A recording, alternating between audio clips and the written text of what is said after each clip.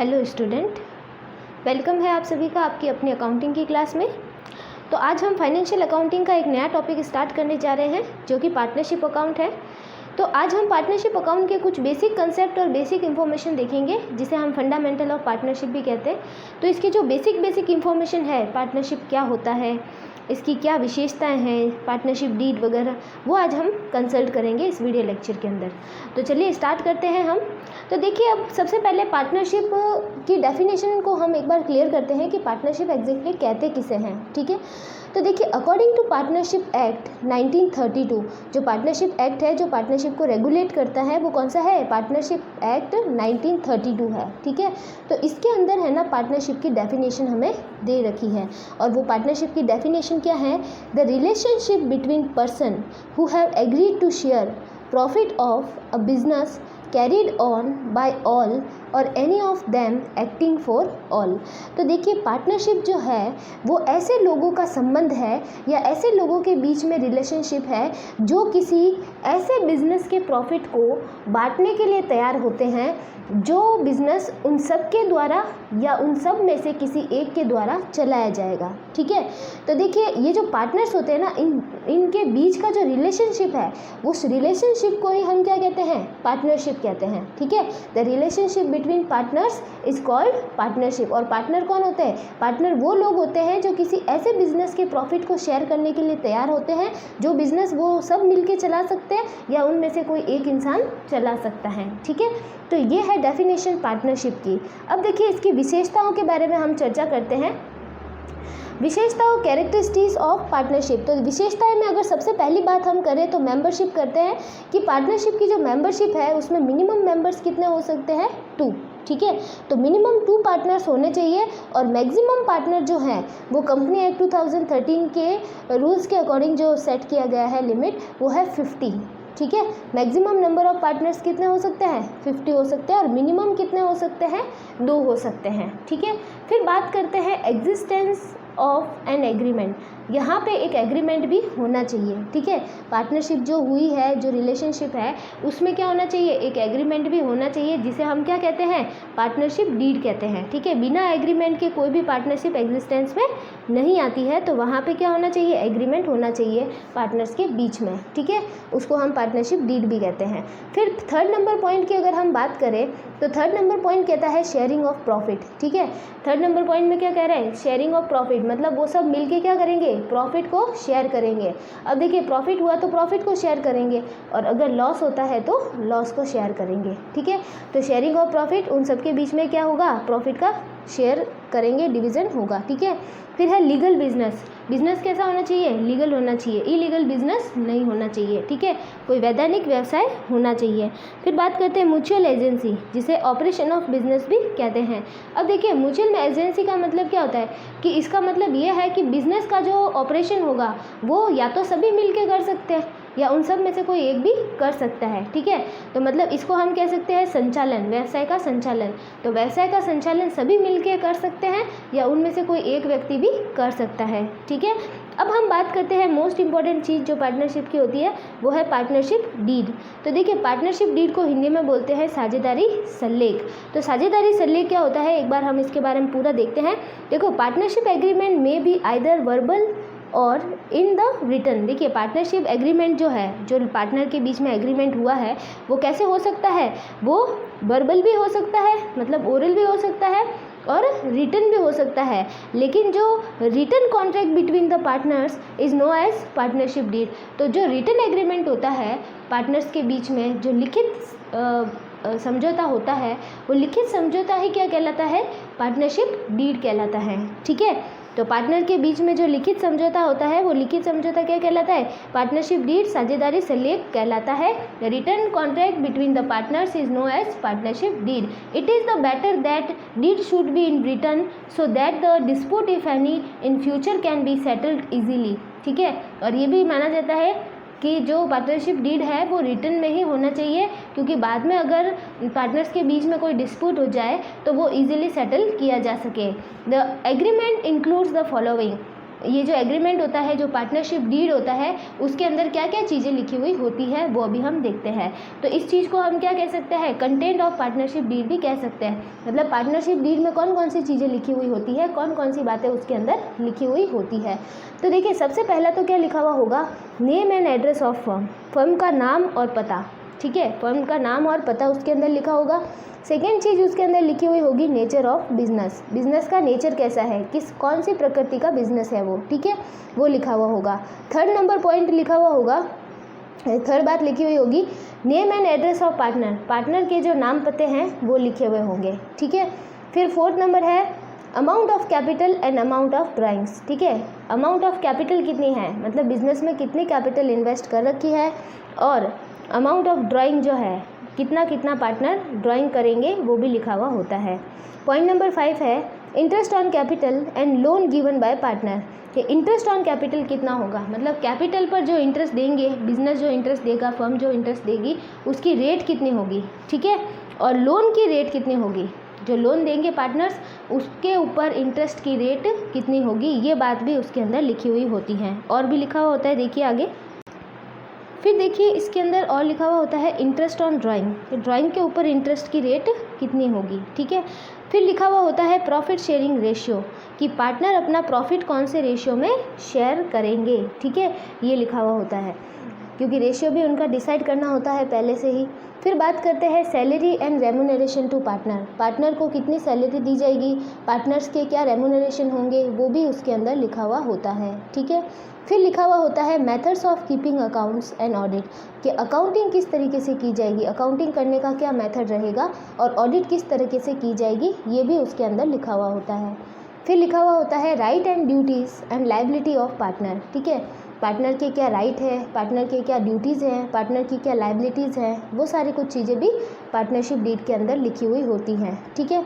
फिर बात करते हैं हम आगे, provision in absence of partnership deed. देखिए in absence of partnership deed, अगर कोई समझौता नहीं हुआ है, ठीक है, पार्टनरशिप डीड नहीं बनी है, पार्टनर्स के बीच में कोई भी एग्रीमेंट नहीं हुआ है, तो फिर पार्टनरशिप में किस तरीके से क्या क्या प्रोविज़न लागू होंगे, तो उसके बारे में अभी हम चर्चा करते हैं। तो पॉइंट नंबर 1 में लिखा है कि profit sharing ratio would be equal, अगर आपने समझौता नहीं किया है कि प्रॉफिट कैसे बांटेंगे, तो उसका अगर रेशियो आपने डिसाइड नहीं किया है तो उसको कैसे बांटना है, इक्वल बांटना है, ठीक है, लाभों को क्या बांटना है, समान अनुपात में बांटना है। फिर बात नंबर 2 करते हैं, salary commission and remuneration is not paid to partner, तो जो सैलरी कमीशन और रेम्यूनरेशन होंगे वो पार्टनर को नहीं दिए जाएंगे, ठीक है। फिर पॉइंट नंबर 3 की बात करें, interest on capital not given to partner, partner को पूंजी पर ब्याज नहीं दिया जाएगा, ठीक है। फिर बात करते हैं next, interest on drawing, interest on drawing not charge to partner, partner से आहरण पर ब्याज नहीं लिया जाएगा, ठीक है। फिर बात करते हैं interest on loan would be paid at the rate of 6% per annum to partner, अगर आपकी पार्टनरशिप डीड नहीं बनी है या एग्रीमेंट नहीं हुआ है तो इंटरेस्ट ऑन लोन कितना पेमेंट किया जाएगा, 6% पर एनम की रेट से पेड किया जाएगा, ठीक है। तो ये वो सारे रूल्स हैं जो in absence of partnership deed, जब आपकी पार्टनरशिप डीड नहीं हो या समझौता नहीं किया हो तो लागू होने वाले नियम हैं, ठीक है। अब हम बात करते हैं डिस्ट्रीब्यूशन ऑफ प्रॉफिट, अब जो पार्टनर का प्रॉफिट डिस्ट्रीब्यूट होता है वो कैसे होता है उसके बारे में अभी हम चर्चा करते हैं। देखिए साझेदारी संस्था में भी एक सामान्य जो व्यवसाय होता है उसकी तरह पूरी अकाउंटिंग की जाती है, क्योंकि साझेदारी संस्था भी तो एक प्रकार का बिजनेस ही है, तो उसके अंदर भी सारे वो अकाउंट बनाए जाते हैं जो नॉर्मल किसी बिजनेस के अंदर बनाए जाते हैं। जैसे हम बात करें ट्रेडिंग, P&L, बैलेंस शीट, तो सारा कुछ उसके अंदर बनाए जाते हैं, ठीक है। लेकिन उसके अलावा जो एक चीज़ है वो एक्स्ट्रा बनाई जाती है और वो है P&L एप्रोप्रिएशन अकाउंट, ठीक है। और P&L एप्रोप्रिएशन अकाउंट ही वो अकाउंट होता है जो शो करता है पार्टनर के प्रॉफिट के डिस्ट्रीब्यूशन को, ठीक है।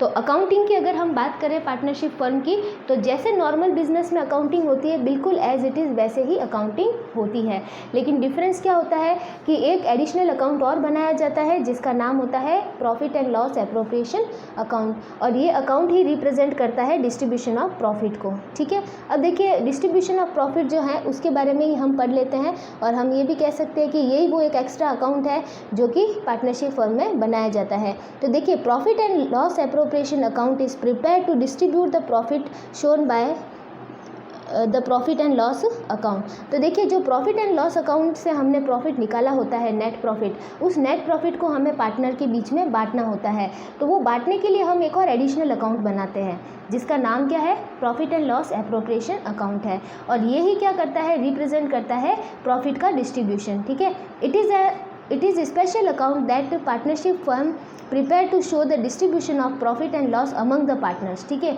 यही वो स्पेशल अकाउंट होता है जो पार्टनरशिप फर्म बनाती है, किसको शो करने के लिए, प्रॉफिट और लॉस को जो डिस्ट्रीब्यूशन है उसको शो करने के लिए बनाते हैं। It is a nominal account, ये एक नाम मात्र का खाता होता है। ठीक है, ये एक नॉमिनल अकाउंट होता है। अब देखिए इसका ही हम पूरा फॉर्मेट डिस्कस करते हैं कि P&L एप्रोप्रिएशन कैसे बनता है, किस तरीके से इसका फॉर्मेट है, तो वो अभी हम डिस्कस करते हैं।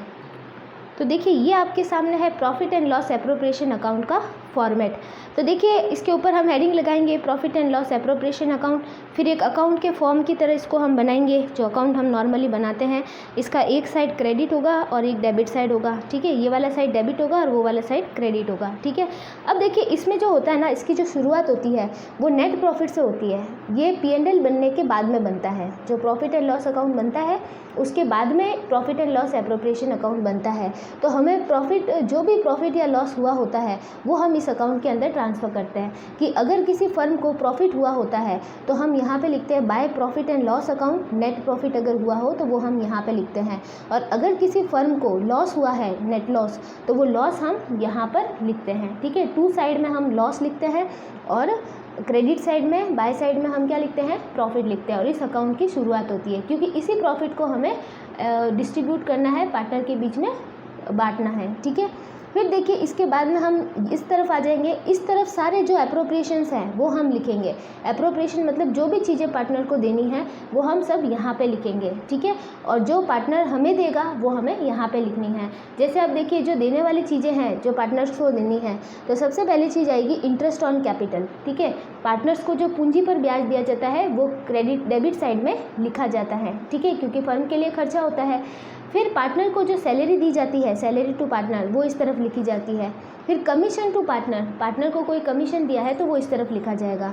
फिर टू ट्रांसफ़र टू रिजर्व, अगर रिजर्व में हमने कोई ट्रांसफ़र किया है, क्योंकि वो भी रिजर्व भी एक प्रकार का एप्रोप्रिएशन ही होता है, तो वो हमें यहाँ पे लिखना होता है। ठीक है, तो ये चीज़ें हैं जो हमें पार्टनर को देनी है या अप्रोप्रिएट करनी है, तो वो यहाँ पे लिखनी है। और पार्टनर हमें कुछ चीज़ देगा, वो चीज़ क्या हो सकती है, इंटरेस्ट ऑन ड्राइंग। ठीक है, उन्होंने जो आहरण किए है उस आहरण पर ब्याज, तो वो साझेदारों से फर्म को मिलता है, तो फर्म के लिए इनकम होती है, तो वो हमें इस तरफ लिखनी है। ठीक है, फिर फाइनली हमें इस अकाउंट का क्या लगाना है, टोटल लगा के बैलेंस निकालना है। और अगर आपका बैलेंस इस तरफ आता है डेबिट साइड में, तो इट मीन्स आपको प्रॉफिट हुआ है, तो प्रॉफिट आपको बांटना है पार्टनर्स के बीच में। ठीक है, वो प्रॉफिट बचेगा ना, वो आपको बांटना है पार्टनर के बीच में उनके प्रॉफिट शेयरिंग रेशियो में। ठीक है, और अगर बैलेंस आपके इस तरफ आता है तो इसका मतलब आपको लॉस हुआ है या लॉस हो रहा है, तो वो भी पार्टनर के बीच में बांटना है आपको प्रॉफिट शेयरिंग रेशियो के अंदर। ठीक है, तो इस तरीके से आपके profit and loss appropriation account बनता है। अब इसमें एक चीज़ ये आती है कि कई लोग ये कहते हैं कि इंटरेस्ट ऑन लोन जो होता है वो भी P&L एप्रोप्रिएशन में लिखना चाहिए, जबकि इंटरेस्ट ऑन लोन जो होता है वो प्रॉफिट एंड लॉस एप्रोप्रिएशन में नहीं आता है, क्योंकि वो जो होता है वो बिज़नेस का सामान्य खर्चा माना जाता है, इसलिए उसे P&L के अंदर हमें ट्रांसफ़र करना होता है। ठीक है, वो इसके अंदर नहीं आएगा। अब हम एक एक जो इस अकाउंट में हमने एक एक चीज़ें लिखी है, interest on capital, interest on drawing, ये सारी चीज़ें हम एक बार डिस्कस करते हैं। ठीक है, तो देखिए हम इंटरेस्ट ऑन कैपिटल के बारे में डिस्कस करेंगे कि कैसे कैलकुलेट होता है, इसके क्या रूल्स होते हैं। ठीक है, इंटरेस्ट ऑन ड्राइंग को डिस्कस करेंगे कि इसके क्या रूल्स हैं वो, और इसके बाद में ये जो सैलरी और कमीशन है ना, इसका सीधा सा रूल ये है कि अगर आपके पार्टनरशिप डीड में अगर ऐसा प्रोविज़न हो कि सैलरी देनी है पार्टनर को तो आपको देनी है, और अगर प्रोविज़न नहीं है तो आपको नहीं देनी है। और कमीशन टू पार्टनर, पार्टनर को कमीशन, तो पार्टनर को कमीशन भी अगर देना है, प्रोविज़न है तो ही आपको देना है, नहीं तो नहीं देना है, ठीक है। बाकी हम देखिए अभी डिस्कस करते हैं इंटरेस्ट ऑन कैपिटल के बारे में कि इंटरेस्ट ऑन कैपिटल के बारे में क्या क्या प्रोविजंस है। तो देखिए इंटरेस्ट ऑन कैपिटल के हम प्रोविज़न डिस्कस करते हैं। तो इसमें मैंने कंडीशन के अकॉर्डिंग आपको टेबल में समझाने की कोशिश की है। तो देखिए इसमें क्या कंडीशन हो सकती है। पहली कंडीशन ये हो सकती है, अगर इस टेबल को हम ध्यान से देखें तो पहली कंडीशन ये हो सकती है कि यदि साझेदारी सल्लेख में पूंजी पर ब्याज के लिए प्रावधान न हो, ठीक है, आपके जो पार्टनरशिप डीड है उसमें इंटरेस्ट ऑन कैपिटल के लिए कुछ भी नहीं कहा गया हो, मतलब इसमें इस बारे में वो क्या हो, साइलेंट हो, कुछ नहीं कहा गया हो, तो आपको पूंजी पर ब्याज नहीं देना है पार्टनर्स को, ठीक है। तो पार्टनर को पूंजी पर ब्याज नहीं दिया जाएगा, ठीक है। No interest on capital given to partners. अगर आपका जो there is a no any provision regarding interest on capital in partnership deed, तो आपको उनको कोई भी इंटरेस्ट ऑन कैपिटल नहीं देना है। फिर बात करते हैं सेकेंड नंबर कंडीशन की। यदि साझेदारी सल्लेख में पूंजी पर ब्याज का प्रावधान हो, ठीक है, अगर आपके पार्टनरशिप डीड में इंटरेस्ट ऑन कैपिटल के रिलेटेड कुछ प्रोविज़न हो, ठीक है, कि देना है पार्टनर्स को, तो इसमें भी आपके पास 3 कंडीशंस हो सकती है। कंडीशन नंबर फर्स्ट क्या होगी कि पार्टनर को इंटरेस्ट ऑन कैपिटल तो देना है, लेकिन यदि फर्म को पूंजी पर ब्याज से अधिक लाभ हो तो पूंजी पर ब्याज पूरा दिया जाएगा, ठीक है। अब उसमें ये कंडीशन हो सकती है कि फर्म को क्या हो, लाभ हो और वो भी इंटरेस्ट ऑन कैपिटल से ज़्यादा हो, तो उन्हें क्या देना है, इंटरेस्ट ऑन कैपिटल पूरा देना है, ठीक है। फिर पॉइंट नंबर सेकंड की बात करें कि यदि फर्म को पूंजी पर ब्याज से कम लाभ हो तो पूंजी पर ब्याज नहीं दिया जाएगा, ठीक है। अगर फर्म को पूंजी पर ब्याज से कम लाभ हो, ठीक है, आपके अगर प्रॉफिट कम हो इंटरेस्ट ऑन कैपिटल से, तो आपको इंटरेस्ट ऑन कैपिटल नहीं देना है, बल्कि क्या करना है, लाभ का जो विभाजन है वो पूंजी के अनुपात में करना है, ठीक है। अब देखिए कंडीशन नंबर फर्स्ट है कि फर्म को प्रॉफिट हो रहा है और वो इंटरेस्ट ऑन कैपिटल से ज़्यादा हो रहा है, तब तो हम इंटरेस्ट ऑन कैपिटल पूरा देंगे। कंडीशन नंबर सेकंड क्या होगी कि फर्म को प्रॉफिट हो रहा है लेकिन वो इंटरेस्ट ऑन कैपिटल से कम हो रहा है, ठीक है, तो हम इंटरेस्ट ऑन कैपिटल देंगे, ठीक है, मतलब लोन उसमें इंटरेस्ट ऑन कैपिटल नहीं देंगे, उसकी जो प्रॉफिट है उस प्रॉफिट को हम कैसे करेंगे डिस्ट्रीब्यूट, इंटरेस्ट ऑन कैपिटल के रेशियो में डिस्ट्रीब्यूट करेंगे। तो कंडीशन आपको समझ में आ गई होगी, मतलब जब आपकी प्रॉफिट जो है इंटरेस्ट ऑन कैपिटल से क्या हो, कम हो, तो आपको इंटरेस्ट ऑन कैपिटल नहीं देना है, बल्कि प्रॉफिट को क्या करना है, इंटरेस्ट ऑन कैपिटल के रेशियो में डिवाइड करना है, ठीक है। कंडीशन नंबर थर्ड क्या हो सकती है कि फर्म को क्या हो, हानि हो, लॉस हो, तो ऐसी स्थिति में पूंजी पर ब्याज नहीं दिया जाएगा, ठीक है। तो ऐसी कंडीशन में हमें इंटरेस्ट ऑन कैपिटल नहीं देना है। अब देखिए लास्ट कंडीशन एक क्या हो सकती है, लास्ट कंडीशन ये हो सकती है कि यदि साझेदारी सल्लेख में पूंजी पर ब्याज को प्रभार के रूप में मानने का उल्लेख हो, अगर प्रभार के रूप में, चार्ज के रूप में मान लिया हो, तो बस आपको क्या करना है, चाहे फर्म को लाभ हो चाहे फर्म को हानि हो, पूंजी पर ब्याज देना है, ठीक है। जब इसे हम क्या मान लेते हैं, प्रभार मान लेते हैं, चार्ज मान लेते हैं इंटरेस्ट ऑन कैपिटल को, तो भले कैसे ही कंडीशन हो, चाहे प्रॉफिट हो चाहे लॉस हो, आपको इंटरेस्ट ऑन कैपिटल देना है, और इस कारण जो हानि होगी उसे सभी साझेदारों में विभाजित करना है, ठीक है, और इसकी वजह से जो भी आपकी हानि होगी उसे सभी साझेदारों में बांटना है। अब देखिए इंटरेस्ट ऑन कैपिटल का फॉर्मूला तो आपको पता ही होगा, नॉर्मली जैसे इंटरेस्ट ऑन कैपिटल निकालना है तो amount of capital into rate upon 100 into time करना है, ठीक है, जितने टाइम पीरियड के लिए देना है तो वो हमें फॉर्मूला अप्लाई करना है। अब हम बात करते हैं इंटरेस्ट ऑन ड्राइंग की। तो इंटरेस्ट ऑन ड्राइंग के भी कुछ नियम हैं, कुछ रूल्स हैं, तो वो हम देख लेते हैं। तो देखिए रूल नंबर फर्स्ट क्या कहता है, रूल नंबर फर्स्ट कहता है कि यदि आहरण की तिथि नहीं बताई गई हो, अगर आपको क्वेश्चन में ड्राइंग की जो पीरियड है, ड्राइंग का जो टाइम है वो आपको नहीं बताया गया हो, तो आपको क्या करना है, इंटरेस्ट ऑन ड्राइंग का फॉर्मूला लगाना है। Interest on drawing is equal to amount of drawing into rate into 6/12, ठीक है। जब आपको कोई भी टाइम पीरियड पता ही नहीं हो ड्राइंग का कि कब किया गया है, तो आपको ये फॉर्मूला अप्लाई करना है, इंटू 6/12 करना है फॉर्मूले में, ठीक है।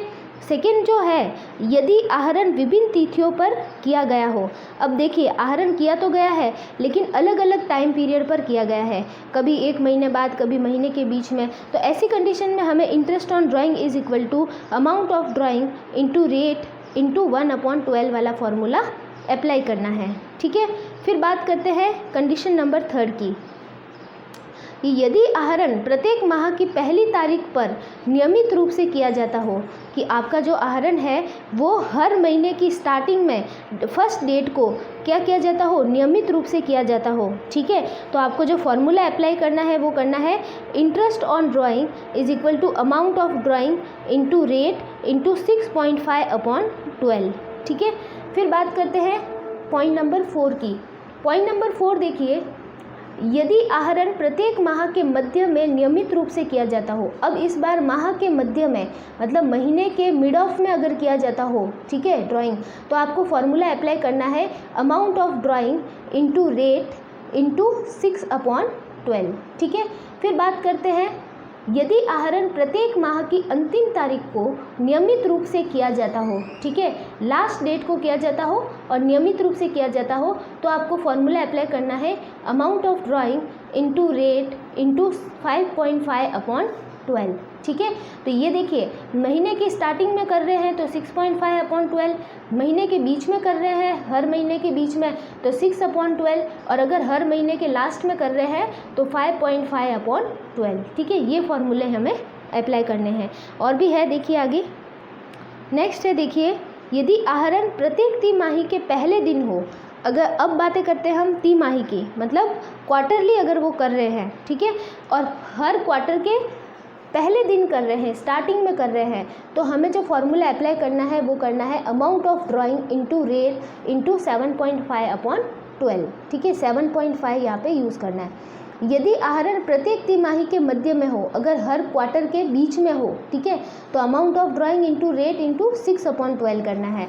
और यदि आहरण प्रत्येक तिमाही के अंत में हो, ठीक है, क्वार्टर के एंड में हो, तो amount of drawing into rate into 4.5/12 होगा। ठीक है, फिर बात करते हैं हम इंटरेस्ट ऑन लोन की। तो वो सारे रूल थे इंटरेस्ट ऑन ड्राइंग के, अब ये रूल है आपके इंटरेस्ट ऑन लोन के।